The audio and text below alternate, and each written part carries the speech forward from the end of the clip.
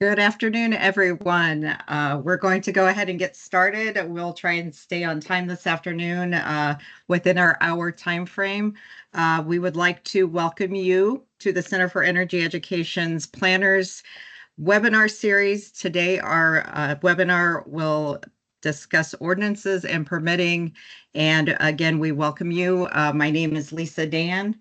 I am a Midwest Director of Outreach for the Center for Energy Education. And again, thank you for joining us today.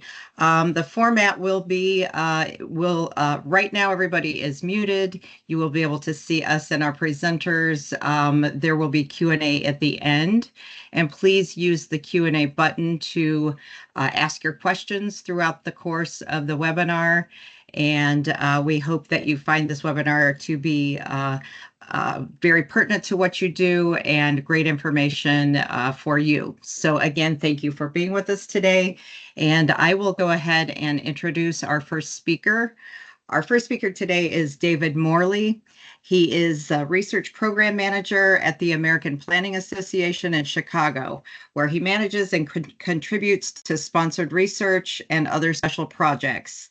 He edits zoning practices, manages the development of the research knowledge base, develops, organizes, and participates in educational sessions and workshops, and writes for APA publications. David, welcome, and thank you for being a part of our webinar today. Thank you, Lisa. Let me bring my slides up here.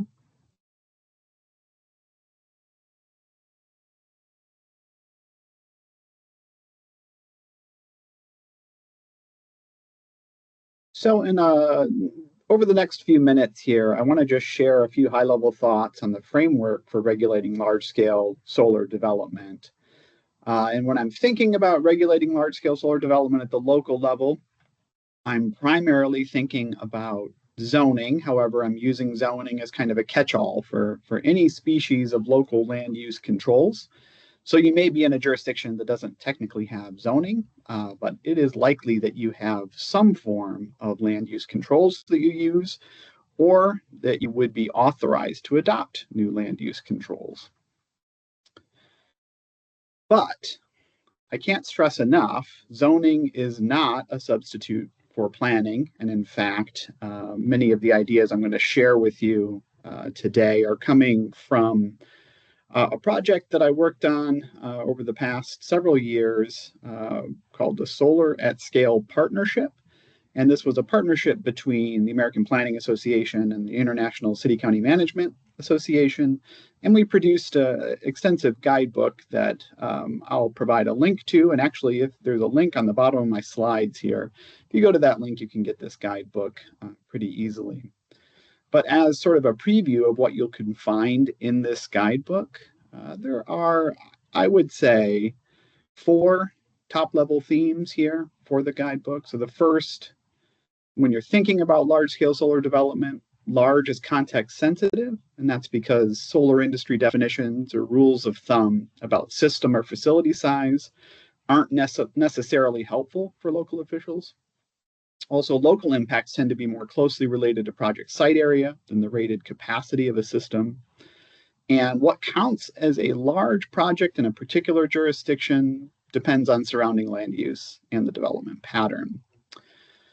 The next core point here is that large-scale solar has benefits and trade-offs. So there are potential benefits for host communities, which include local economic development, expanded access to clean energy, and ecological improvements. There are also potential trade-offs, which include changes to agricultural or other productive land, effects on wildlands and habitat, effects on cultural or historic sites, and changes to existing views. The third key theme here is that vision should guide strategies. So from a local perspective, large-scale solar development is not uniformly good or bad, but it is a potential means to a greater end, that is, an improved community in some form or fashion. So local officials should have a clear sense of how large-scale solar development fits into the community's vision of its future before they can use their authority to influence the market. And the fourth and final key theme here is that strategies affect outcomes. So you can use zoning updates to establish permissible uses and require or incentivize specific project features. And you can improve land use decision-making processes to secure community benefits and to tailor conditions of approval to mitigate project-specific impacts. So here's my version of the core components of an effective land use regulatory system for large-scale solar development. First, you need to have policy support in the local comprehensive plan. Then you need to have clear zoning definitions. You should have nuanced use permissions. Ideally, you should have as many of the standards that you have for large-scale solar development. Ideally, they should be objective whenever possible. And then, of course, you want reasonable procedural standards. We'll step through each of these briefly here. So when you're thinking about building policy support into the local comprehensive plan, Brian's going to address some of the specifics a little bit later in his presentation. But there could be opportunities to address large-scale solar development in multiple plan elements. You can be thinking also, this is a great place to be thinking about the interaction of potential competing local priorities and how large-scale solar development might relate to those different priorities.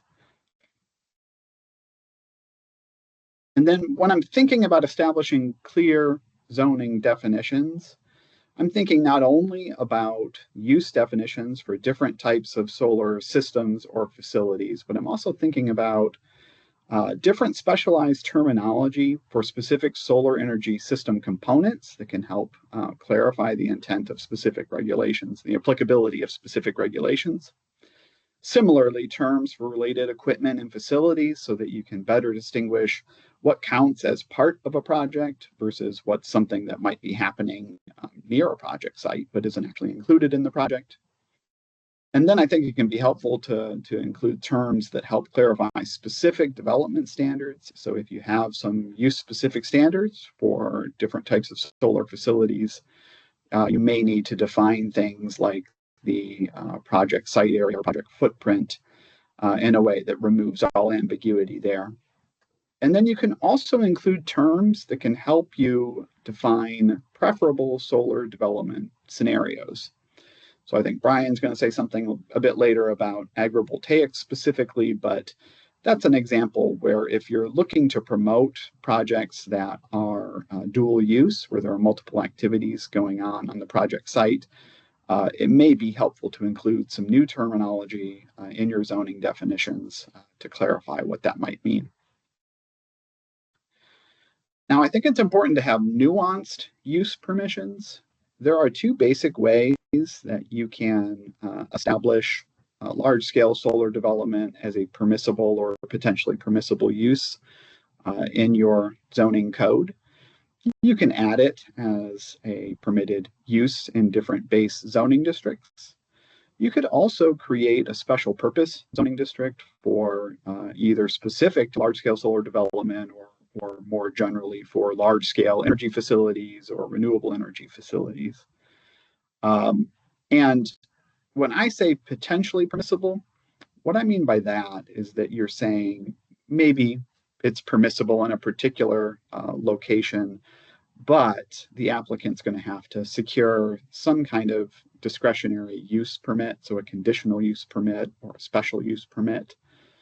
That's really the default way that most large-scale solar development is permitted across the US right now. But I do want to put on the table that there may be some places where you may have a zoning district where the nature of what that district is designed for is such that you could say a large-scale solar facility could theoretically be permitted by right in that zoning district. I think objective use standards can be really powerful, and with a very complicated use like large-scale solar development, though, they can be pretty tricky. So when I'm thinking of objective use standards, these are things where there's an agreed upon meaning to the standard. It's most clear with things like setbacks and height limits, where it is a specific number. And it can also be useful in determining lot coverage. Sometimes it's easy to write objective use standards that deal with ground cover, buffering and screening, and security and access. However, for complicated projects like large scale solar, sometimes you wind up with something that I would describe more as a quasi objective standard. So it's there is still some level of subjectivity to the interpretation of whether or not a particular project is meeting that standard. And when I'm thinking about reasonable procedural standards here, every zoning code or every land use code has a set of procedures that applicants need to follow when trying to secure permission to use land in a specific way. And sometimes there's an impulse whenever there's a new land use that's entering a community to create a whole new set of procedural standards that are specific to that land use. There are some limited instances where that might make sense, but before you go that route, it's definitely important to consider how well your existing procedures might be working to accommodate a new use like large-scale solar development. So a couple of things that I think can be helpful when thinking about large-scale solar development as a distinct use that may have some distinct procedural needs is would it make sense to add a pre-application meeting as a required step, or at least a strongly encouraged step? That can definitely help applicants and the local jurisdiction get closer to being on the same page before the applicant has spent a lot of time and money to put together application materials. Another thing to consider, I think there's certainly a temptation with large-scale solar facilities to consider establishing some form of a performance guarantee. So this could be a bond or some other form of security that is put in place by the applicant just to guarantee that the local jurisdiction won't be left with solar equipment that's no longer functioning on a site. And I think that this can be useful and can be a good idea in some places, but it's also important to think about whether you're requiring similar performance guarantees for any other land uses. It may not make sense to single out large-scale solar development in this way for a performance guarantee. So that, at an extremely high level, is the framework, as I see it, for regulating large-scale solar development. And as I mentioned before, I would strongly encourage you, if you haven't seen it yet, to download the Solar at Scale guidebook. You can get it at planning.org/solar-scale. So thanks, and I'm going to stop sharing my screen. I'm going to turn this back over to Lisa. All right. Thank you so much, David. Great information. And we will continue moving forward. And as I noted before, please put any questions you might have in the Q&A section, and we will take about 10 to 15 minutes at the end of the presentations to try and answer some of your questions. So moving forward, I would like to introduce our next presenter. That is David Ross. David joined the Great Plains Institute in 2015, and he is the vice president of the renewable energy team. He joined GPI after 20 years as a consultant working on substantive development and local decision-making and implementation. He leads GPI's renewable energy market transformation efforts in the Midwest and nationally. For over 30 years, he has worked extensively with local, regional, and state governments on climate and energy planning, renewable energy policy, and land use and natural resource regulation. He currently leads efforts at the state and national level to integrate renewable energy and community co-benefits to enhance natural systems, meet host community land use priorities, and support agriculture business models. He helped create the groundbreaking PV Smart initiative on solar and water quality, and now leads a new U.S. Department of Energy SolWeb initiative on solar and ecosystem services in the Midwest. Brian has written numerous model ordinances for local government and works nationally with the Soul Smart program and other wind, solar, hydrogen, and electric vehicle initiatives. Brian, thank you so much for being with us today, and take it over. All right, thank you, Lisa. I will share my screen. Oops. There we go. All right, do you see in the right screen here? We sure are. Yes, we Okay. are. Thank you. Thank you.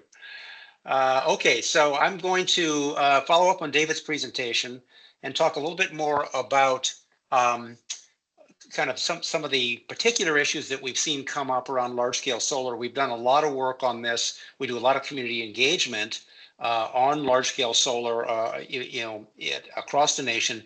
A little bit more of an emphasis in the Midwest, but we have done some national work as well. And I'm going to focus kind of primarily on one of the primary issues that has come up around large scale solar, which is the solar agriculture nexus.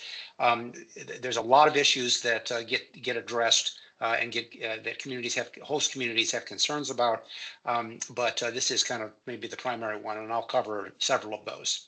The Great Plains Institute is a nonprofit organization.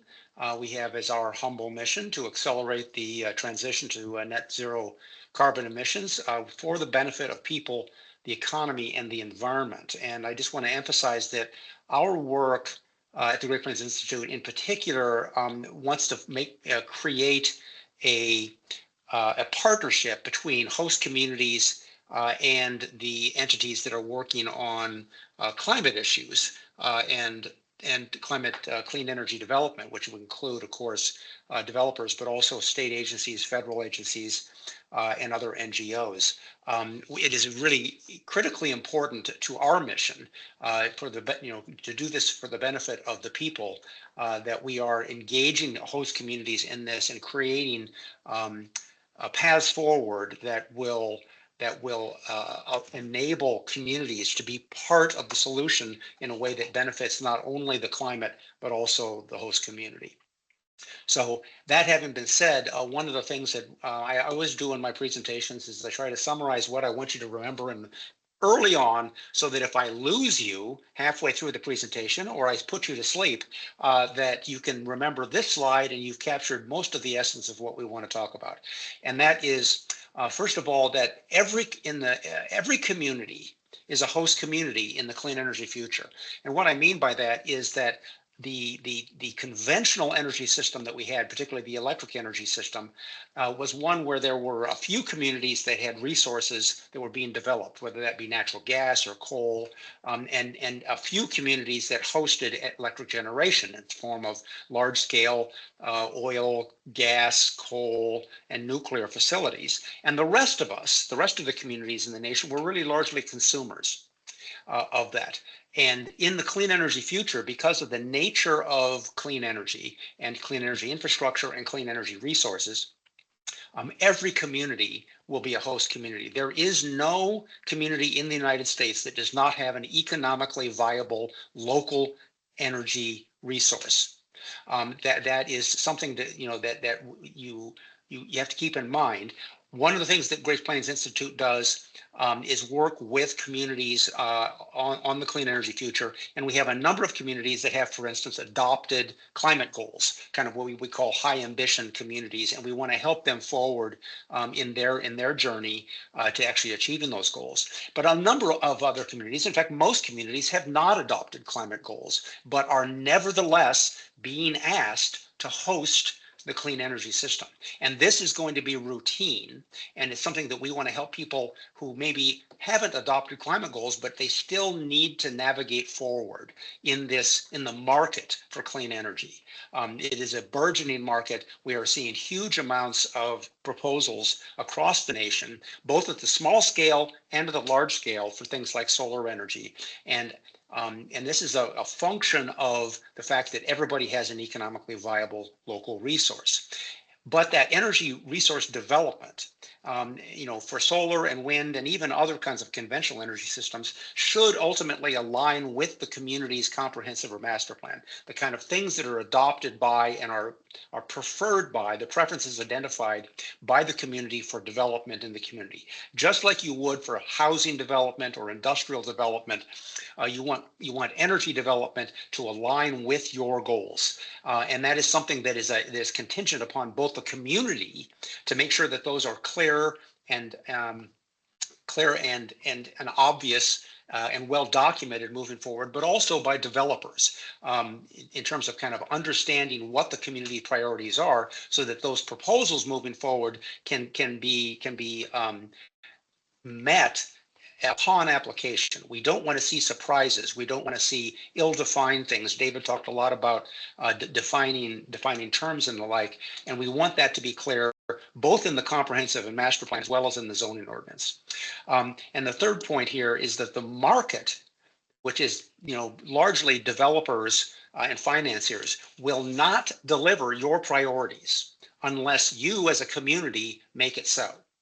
Your plans and your ordinances should enable reasonable development of your local resources, which include energy resources, and in this case, include solar energy resources, and that development should also capture the benefits and minimize the risk to the communities vis-a-vis your priorities. So this is kind of the 3-point version of my entire presentation here about what you need to think about and what you need to realize. We're not asking people to become renewable energy advocates. We're asking people to navigate the clean energy evolution in a way that's going to benefit them and also recognize the transformation that we're going through nationally in our energy future. So that having been said, we'll talk a little bit more now about kind of solar as a land use and what this means to communities.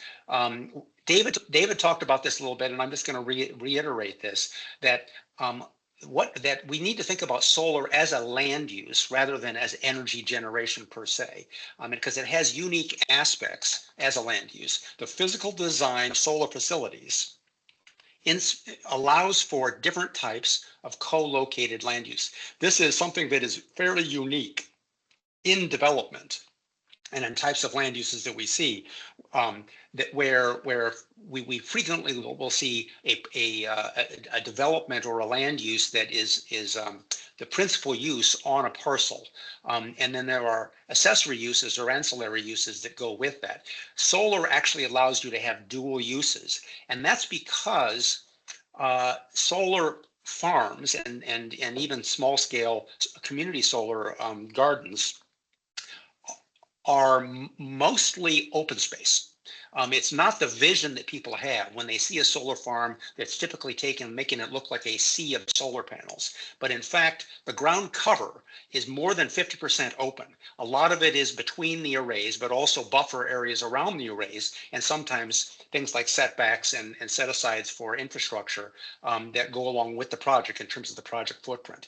That open space is only there in order to keep the panels from being shaded by each other and by surrounding land uses. And that gives an opportunity to do things with that open space if the community can put in compatible co-located uses that will provide benefits to the community. Planners should also recognize that large-scale solar is a different kind of land use than other kinds of conventional development forms. And David has already discussed this to some extent, but I just wanted to emphasize that. And then also that incorporating appropriate low-impact or co-benefit focused development practices can transform some of the perceived risks that people have around solar into assets for the community. You can make large-scale solar benefit your community in ways that would not happen but for the solar development. But only if the community plans ahead and makes its priorities explicit. And that's one of the primary messages that David and I are trying to impart here. When we look at kind of what communities are concerned about and what are the barriers to large-scale solar development, there was a study done by the Lawrence Berkeley National Lab on talking to developers about what causes problems when they propose projects at the local level. And they have reported, as is seen in this graph that's taken from the report, which you can look at, and there's a very detailed survey of developers that you can access publicly available, that visual concerns are the most common concerns that people express for both wind and solar energy.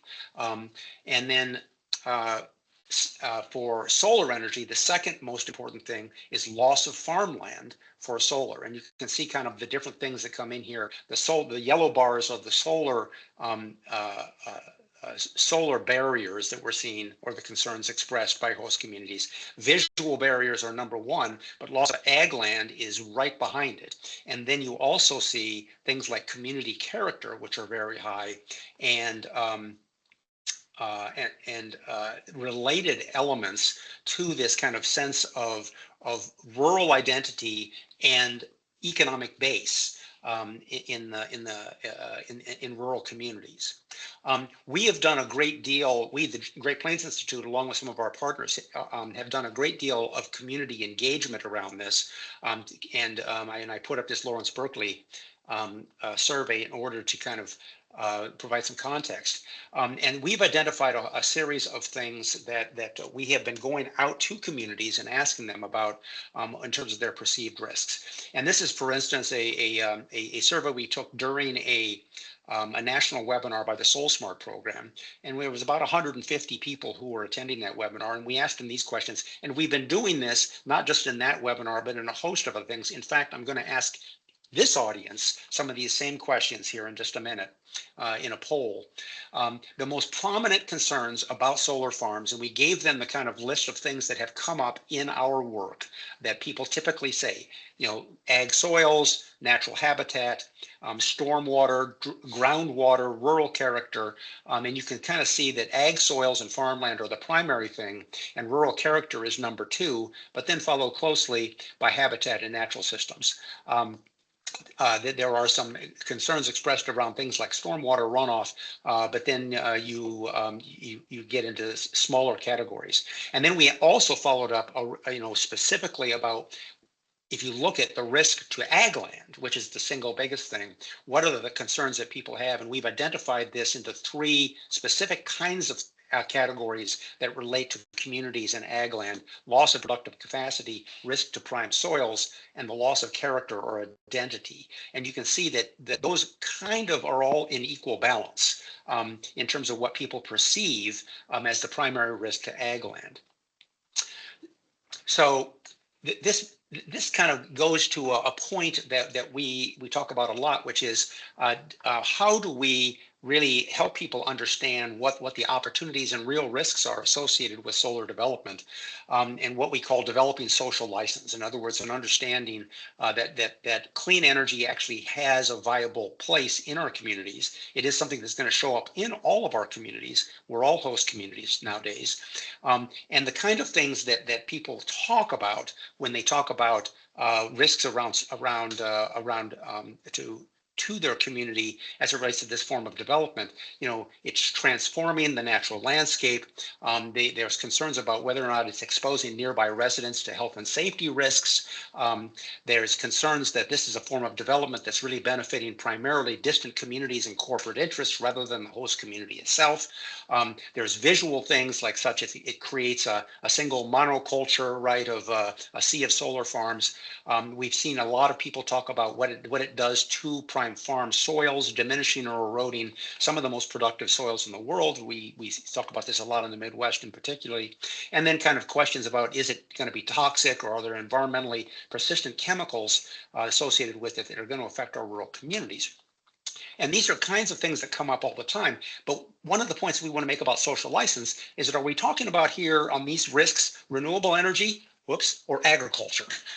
Because all of these things are also associated with agriculture, which is something that rural communities embrace. And I don't say that agriculture exposes people to these kinds of risks as a criticism of agriculture, but rather a recognition that agriculture provides great benefits to communities, but it also presents a great deal of risks that we've learned to deal with, and that solar energy is not dissimilar in that. In fact, some of these things that are on this list, actually agriculture is the primary risk factor, and solar energy is of very little consequence, but it is the kind of things that come up.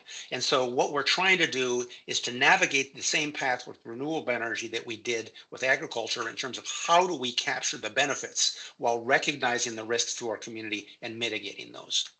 So the agriculture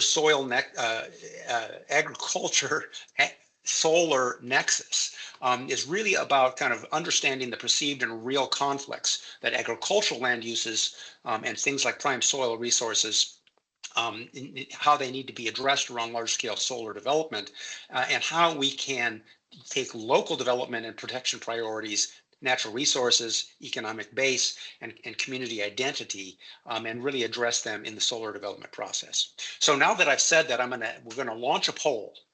And what I want to know is, from your perspective, to what extent have you integrated solar resources or land uses into your local plans and zoning? We have a number of different options here that you can select from. We're going to launch a poll here, I think, in a second. It is launched. Is it launched? Okay, I guess I can't see it. So good to know. Keep me abreast of where it's at then, and how many people have responded, if you can.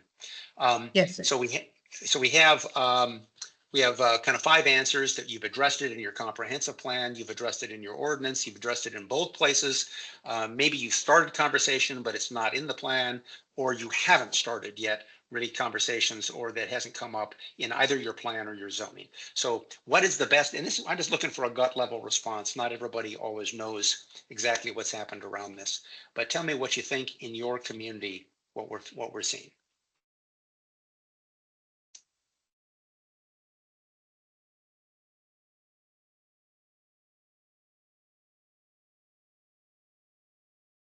And have we getting any responses, since I can't see the actual poll? Yes, we are getting responses.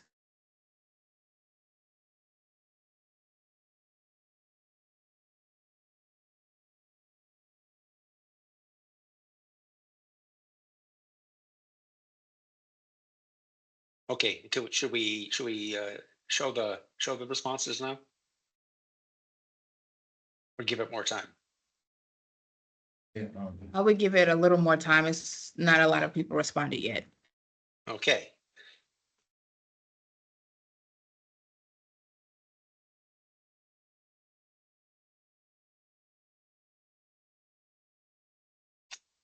Just want to keep moving here, since we do have we have to stay within our hour and time for questions and answers at the end of this. So I'm going to have. Oh, go ahead. Somebody just noted that they're not able to respond, and I don't know if it's a particular case. There are more coming, saying they're getting an error message and they don't have permission to view the poll. So not sure. Well, there's, yeah. If you've responded, it may move to, you don't have permission to view the poll, but we will show the poll in just a second. So go ahead and respond. And why don't you go ahead and show the poll?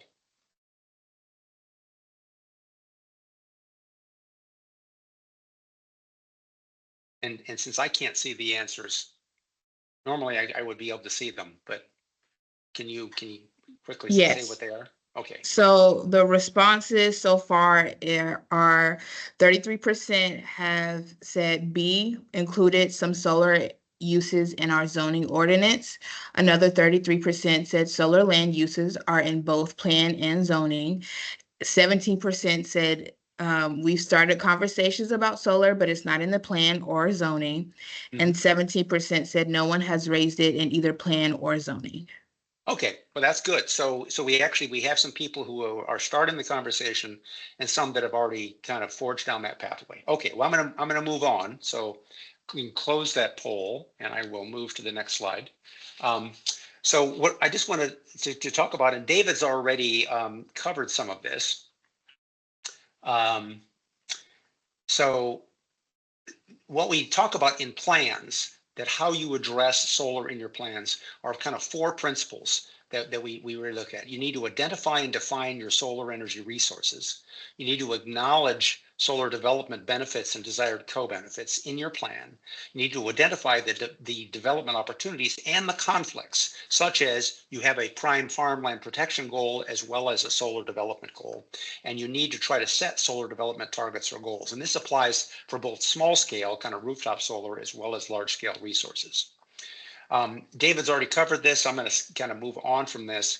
The solar at scale kind of provides some direct guidance on this. So I would refer you to that document about how you might look into that in a little bit more detail.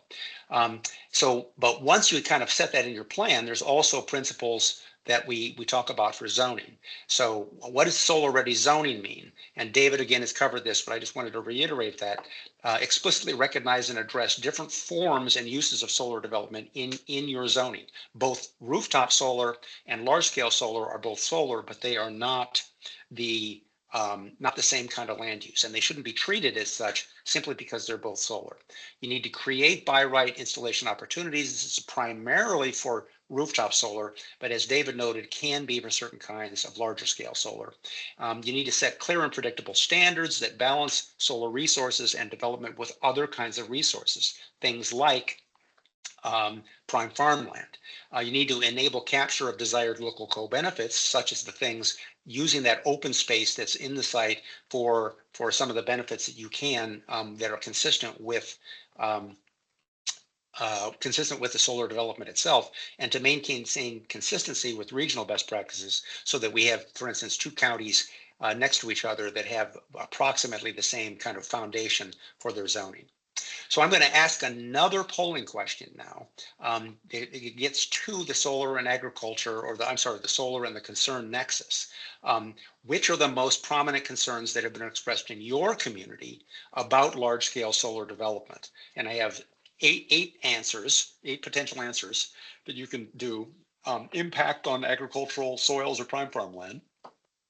The competition that solar has with local farmers for land or resources, solar's impact on natural systems or habitat, things like stormwater runoff, impacting either your surface waters or other properties, impact of groundwater or drinking water supplies, the loss of rural identity, or maybe there's something else, and we won't. You don't have to identify what it is, but if there's something that occurs to you that's not on the list, go ahead and check that. So go ahead, answer the question, and I'm going to try to move on from this one fairly quickly. So if you can give us your gut level reaction about what is the primary concern that your community has expressed about large scale solar. And again, if you can kind of tell me what where we're at in the response rate, that would be great.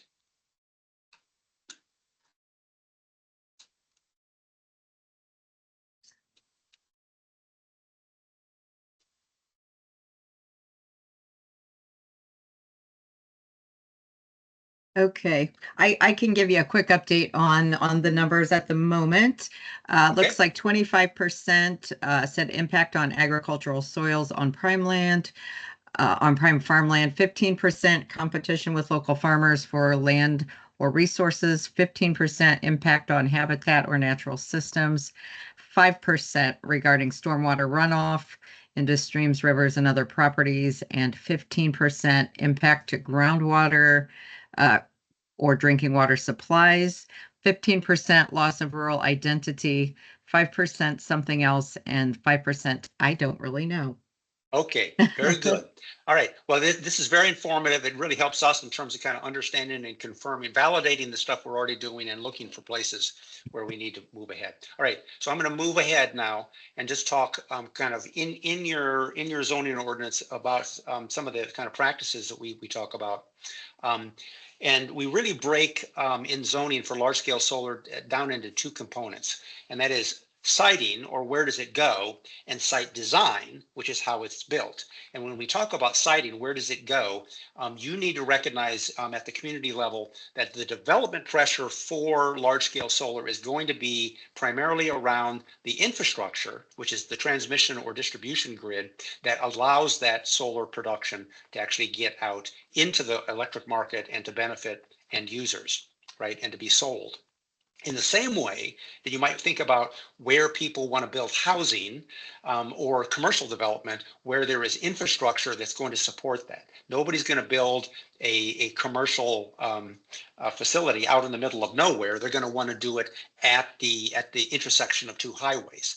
And in the same way, this is where you know that there's going to be development pressure for large scale solar near this infrastructure.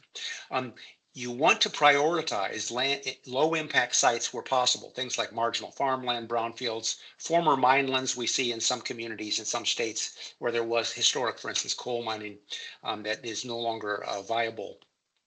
And in terms of priority, we want to make sure that you're actually encouraging that to occur, because this is where there's the least impact to other resources. And then also to encourage development on sites where high benefit, that have high co-benefit opportunities. And I'm going to talk briefly about this in a second. Things like where you can actually site solar that will actually enhance watershed protection or habitat enhancement.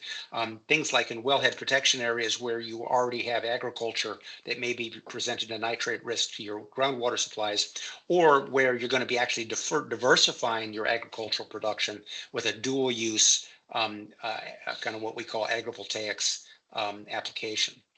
The site design elements, and David's already gone over this some, so I'm going to do this quickly. It is how it's built: setbacks, screening, ground cover and buffer areas, how you deal with things that are associated with infrastructure, and ensuring co-benefits. This is kind of in the site design where you really say, what do we want to get out as a community from this particular development, where you can use that open space on the site in order to co-locate agriculture or to co-locate conservation benefit. We have seen this a lot of work on both what we call agrivoltaics and ecovoltaics. Kind of clumsy words, but this is kind of where what people call them, and defining this in your ordinance in such a way that it's clear that the thing that is happening here is not just solar, but also agriculture, or not just solar, but also conservation or habitat creation or water quality protection. So I'm going to have a third and final poll that I'm going to ask you now about these concepts as it relates to agricultural land. So this is specific to the biggest risk of solar and agriculture. What do you see as the risk? And we asked this was a component of the previous poll, but I really want to focus on these. What is the risk to prime soils? Or is the primary risk the soils question, the loss of productive capacity or diminishing economic base? In other words, less land in your county that's going to be supporting the economic base of agriculture, loss of rural character or identity for your community. All of these, something else, or, maybe we have a few people on the call who say, well, we don't really have any ag land in our community. So again, kind of quickly answer this so I can move on and we can get to kind of the questions and answers in a few minutes. So the results for the poll on the actual poll chat is, what are the biggest risks were loss of productive agricultural capacity or diminishing economic base, which was 33%. All of these, which was also 33%, and none of these is also 33%. Ah, interesting. Okay. So let's move on and talk a little bit about the direct mitigation steps that can be taken by communities on the impacts to agriculture. And this is kind of where you look to the tools for talking about in your plan and in your ordinance, in the permitting process that projects have to go through, how you make sure that you're incorporating benefits to the community as a host community. One of the things we talk about with the prime soils is that you can use an interim use permit where the permit is granted for instance, 25 years. At the end of that time, you can return the land to agriculture as a means of making sure that agricultural productive capacity and that those prime soils are coming back to the preferred use, which is agriculture. Similar on prime soils, you can protect them during the construction process and during the operational life of the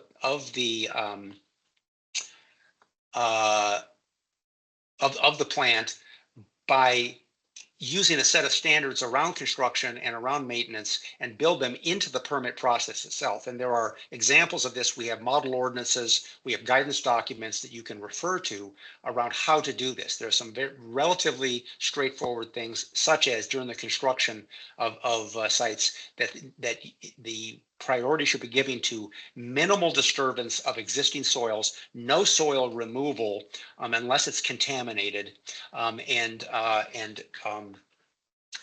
limited amount of new fill that's put in on the site. There are some sites where where we have seen significant grading, but that is not always necessary under the current construction techniques for solar, and you should be encouraging developers not to use grading on these agricultural sites in terms of maintaining that soil health. Encouraging Brian, yes. I don't mean to interrupt, but did you stop sharing? Because right now we can't see any PowerPoint. Uh-oh. So No. somebody just put that in the chat, and I noticed for some reason we're not seeing your shared PowerPoint. Well, I did not change anything, but let me go back to this. Okay. For some reason it stopped sharing. Okay. That's never happened to me before.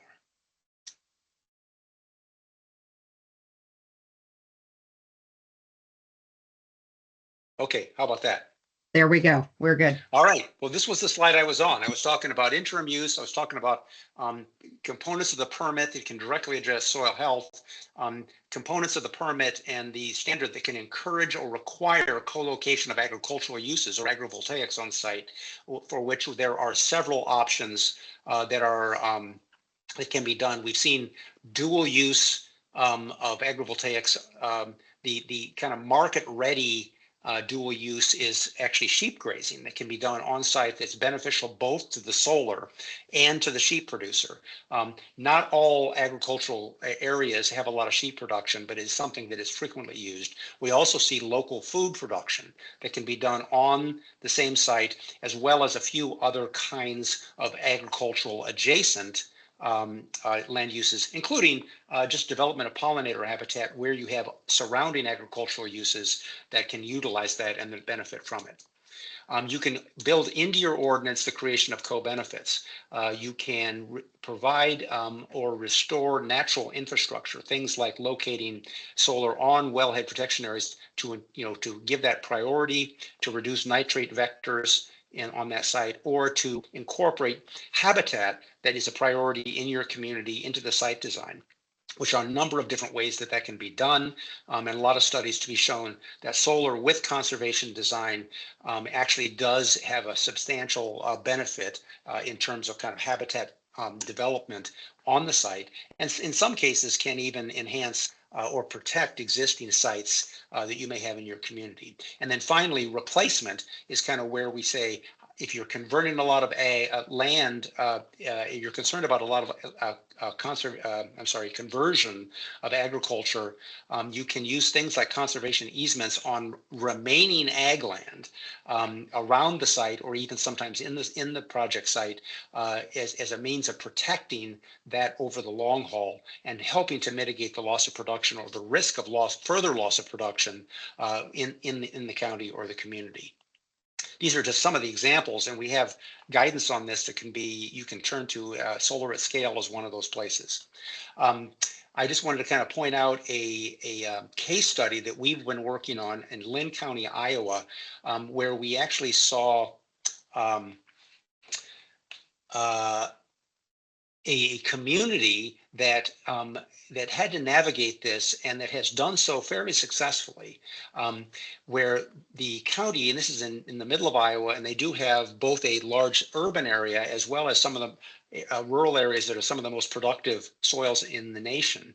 And they have long been a leader in the Midwest in protecting agricultural uses and agricultural economic base from development. I mean, they've been doing this for 20 or 30 years in both their comprehensive plan and in their zoning ordinance, and using things like land evaluation, suitability analysis, LISA standards, in terms of kind of making sure that development is compatible with their agricultural goals. But they had also adopted supporting policies for renewable energy, recognizing that the county had a large solar energy resource, and they wanted to develop that. And they have some climate goals that they had set. They are Soul Smart Gold certified community, and so they had these two goals that were suddenly portrayed as being in conflict. And they sought to navigate the energy transition as they started to see large-scale solar proposals in their county, by making sure that the development of the local solar energy resources was being informed by the values and priorities that they had already put forward to maintain the health and integrity of the land. But they wanted to see projects proceed. And so they had a whole process that they developed that included, and I focused here on kind of what we call our cultural ecosystem services, which says, how do you address the things like economic base and visual impact, which were some of the primary concerns that came up. And they came up with a series of recommendations out of a stakeholder-driven process that they went through with their community. They actually put a moratorium in place and then ran this process, and then changed their ordinance to incorporate things like mitigating impacts to agriculture and encouraging agrivoltaics, both to protect the economic base as well as rural character, promoting things like pollinator and habitat compatibility, minimizing visual impacts, minimizing things like a loss of woodlands, and emphasizing ground covers that are actually going to build soil health on site. That was their primary thing, building soil health that they wanted to make sure that conducted, and then making sure the developer conducted viewshed studies. Now, they made the process fairly complicated, but they did so successfully in order to allow projects to continue to move forward. There were things that, as a solar advocate, I would say probably weren't really necessary from the standpoint of risk, but the community perceived it as a risk, and they found ways to mitigate that in the development process here. So I'm going to just close by saying all communities are host communities, and the community benefits are the community's choice. Remembering that the solar development market will not deliver what you want it to, unless you ask for it. And you can do so and allow projects to move forward in a way that helps us navigate to our clean energy future. So that having been said, I went over time. So let's see if there's any questions.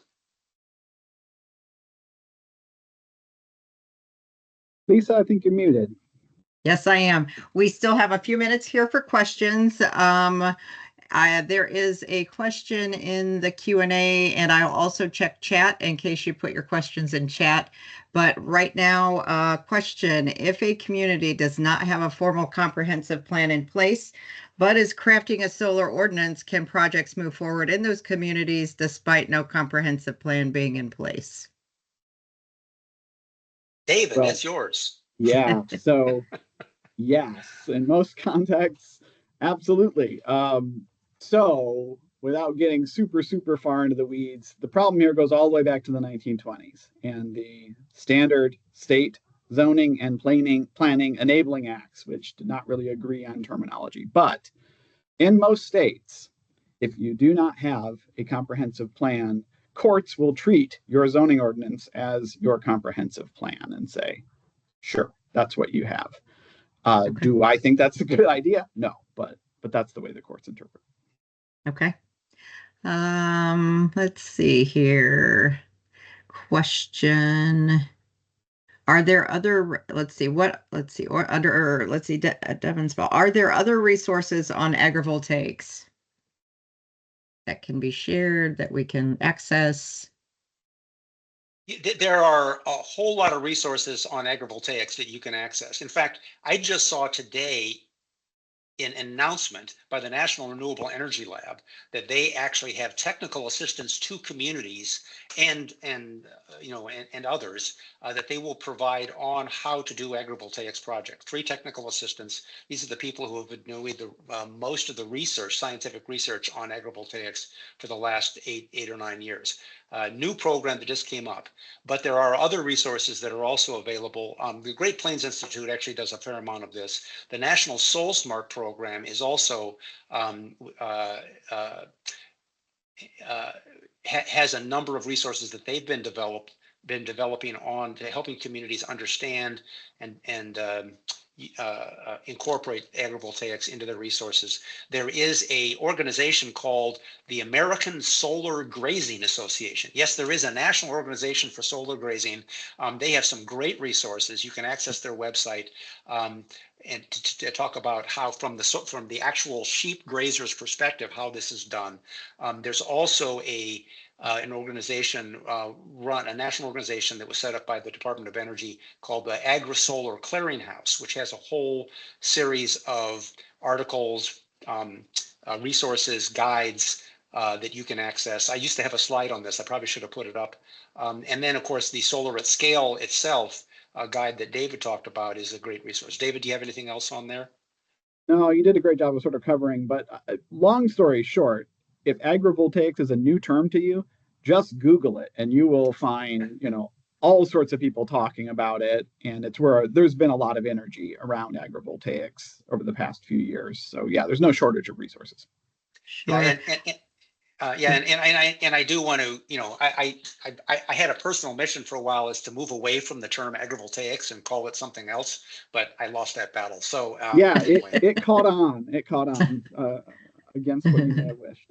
Yeah. Okay, we do have a few more questions. What is the expected life cycle of a solar project? 20 to 40 years, but results vary based on specific equipment, whatever conditions. But Sure. yeah, if you're getting less than 20 years out of your equipment, something's probably gone wrong.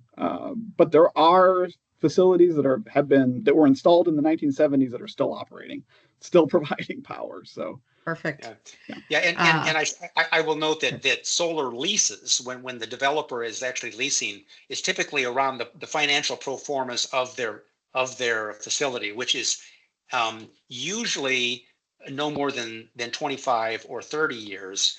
But sometimes they'll have an option to renew, and that can go up to 40 years in their lease agreements. And so the financial pro formas of a site are usually around a roughly 25 to 30 year facility. But as David noted, the equipment is actually getting more and more reliable. And so we do have some that are going out longer than that.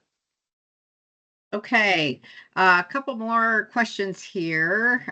Question for Brian Ross. What issues do communities encounter in the process of adopting their ordinances? Are communities open to the process of developing them in its clean energy evolution? There's a lot of questions here, like 2 more. Is the process initiated by community government leaders / citizens or developers? And what is the level prevalence of this climate goal creation adoption process across the U.S.?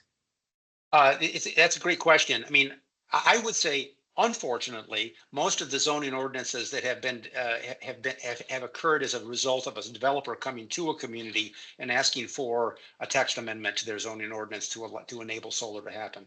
We'd much rather prefer that the communities have the discussion before a project comes online, because that allows them to have a informed and non-controversial discussion. When a project is on the line, there's already people who will stake out, their flag about where they're at, and it does create some problems.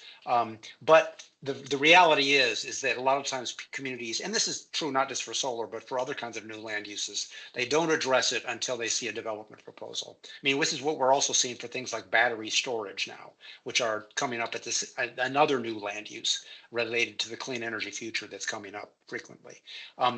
We really encourage communities to take this ahead of time. There are some resources to help you take that, go ahead of time in different parts of the country, entities that will help you plan for solar in advance of solar coming, or outside of the context of a particular project. So that is the preferred way to move ahead. But we recognize that a lot of times it's going to happen in the context of a project, and there's still things that you can do and resources you can rely on to make sure that you're making good decisions based upon science and genuine real risks, rather than what we broadly call perceived risks. And David, I don't know if you had something to add to that. Not necessarily. I think there was a component of the original question that was about like climate goals. And so there are certainly, hundreds of jurisdictions across the country that have established specific goals that do tie into renewable energy production. However, it is important to note the vast majority of those places that have set like a 100% renewable energy goal are not themselves anticipating hosting 100% of that energy within their jurisdiction. They're saying through our procurement processes, we're going to get to that. So that's something where it is true. There is still kind of a urban-rural mismatch there in terms of the climate action planning and the goals that are being set.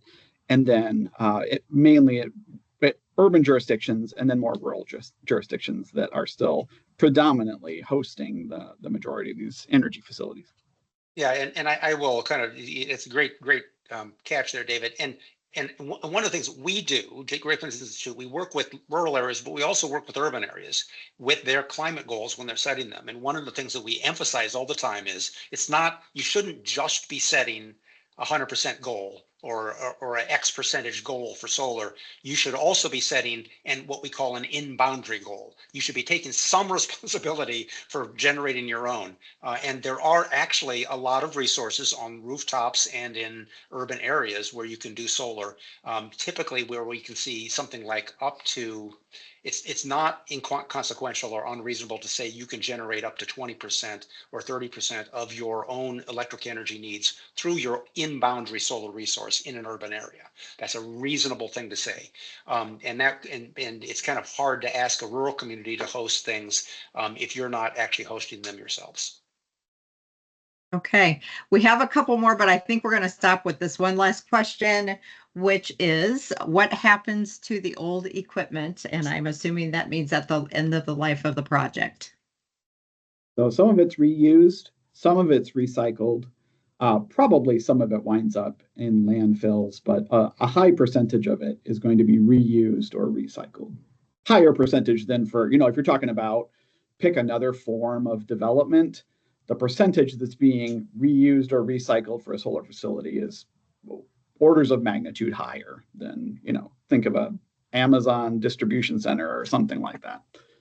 Yeah, and that's a great comparison, because people talk about, oh, there's going to be all this waste, at the end of the solar life cycle, and we as a community may have to bear that. Well, that's true of any kind of development, and there is a really concerted effort by the solar industry and by various solar advocates to increase the recycled capacity.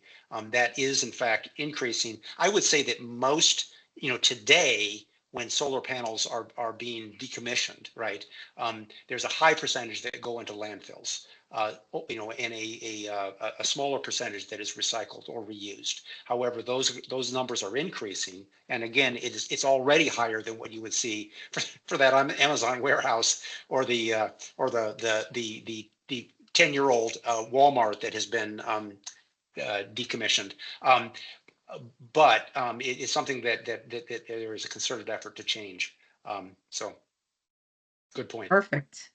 Well, we are a couple of minutes over time, but this was a fantastic discussion, great presentations, and would like to thank Brian Ross and David Morley for being with us today for our second in our Planners webinar series. And we hope you can join us in August. We will have an invitation flyer out to you soon, and that will be entitled Empowering Communities Economic Development. So we look forward to seeing everybody at our next webinar in August, and everyone have a great afternoon. Thank you so much for being with us. Thank you. Thanks.